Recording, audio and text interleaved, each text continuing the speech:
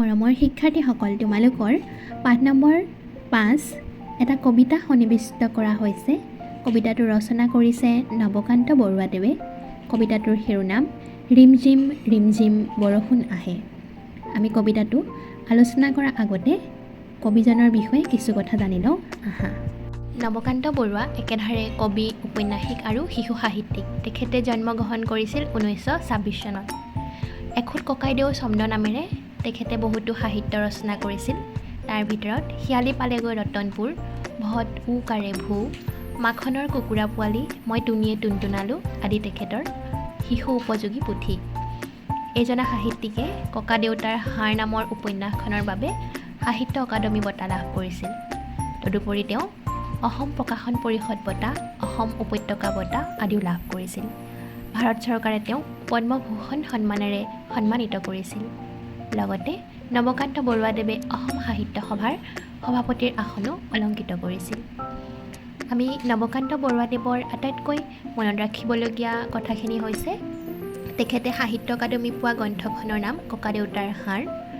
ভাৰত চৰকাৰে তেখেতক দিয়া সন্মান পদ্মভূষণ। তাৰোপৰি তেখেতৰ ছন্দ নাম এখুত ককাইদেউ আৰু শিশু উপযোগী পুথিসমূহ মাখনৰ কুকুৰা পোৱালি, শিয়ালি পালেগৈ ৰতনপুৰ, মই টুনিয়ে টুনটুনালো আদি উল্লেখযোগ্য। এইজনা মহান সাহিত্যিকৰ মৃত্যু হয় 2002 খ্ৰীষ্টাব্দত। এতিয়া আহাচোন আমি কবিতাটো আলোচনা কৰোঁ। কবিতাটোৰ শিৰোনাম ৰিমঝিম ৰিমঝিম বৰষুণ আহে। খৰালি কালত বৰষুণৰ পৰিমাণ কম হয়। বৰষুণৰ অভাৱত গছ গছনিবোৰ নিস্তেজ হৈ পৰে। কিন্তু বাৰিষা কালৰ বৰষুণৰ ফলত চৌপাশ সেউজীয়া আৰু সজীৱ হৈ পৰে। নৈ, বিল, খাল, ডুং আদি পানীৰে উপচি পৰে। কেতিয়াবা এই বৰষুণৰ পানী বাট পথৰ লগতে ঘৰৰ চোতালতো ভৰি পৰে। কণ কণ ল'ৰা ছোৱালীহঁতে কাগজৰ নাও সাজি এই পানীত উমলে। কবিতাটোৰ জৰিয়তে কবিয়ে বৰ্ষাকালৰ মনোৰম সৌন্দৰ্যৰ মাজত শৈশৱৰ ধেমালিৰ ছবি এখন প্ৰকাশ কৰিছে।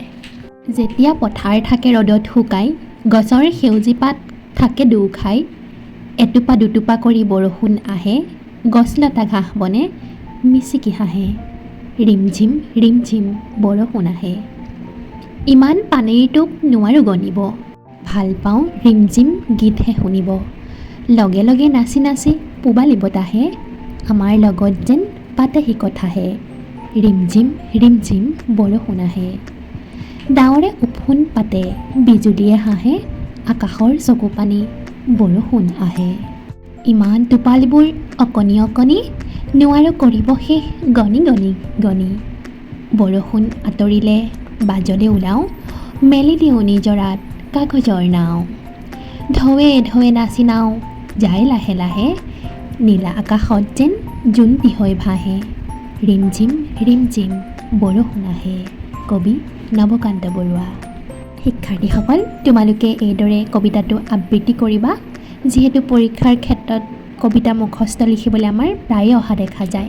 তাৰোপৰি কবি পৰিচয়ৰ যিসমূহ বাচকবনীয়া মনত ৰাখিবলগীয়া মই বাছি দিছোঁ, সেইখিনি মনত ৰাখিবা। পৰৱৰ্তী সময়ত আমি ইয়াৰ প্ৰশ্ন উত্তৰসমূহ একেলগে কৰিবলৈ চেষ্টা কৰিম। তেতিয়ালৈকে সকলো ভালে থাকা, অধ্যয়ন কৰি থাকা। ধন্যবাদ।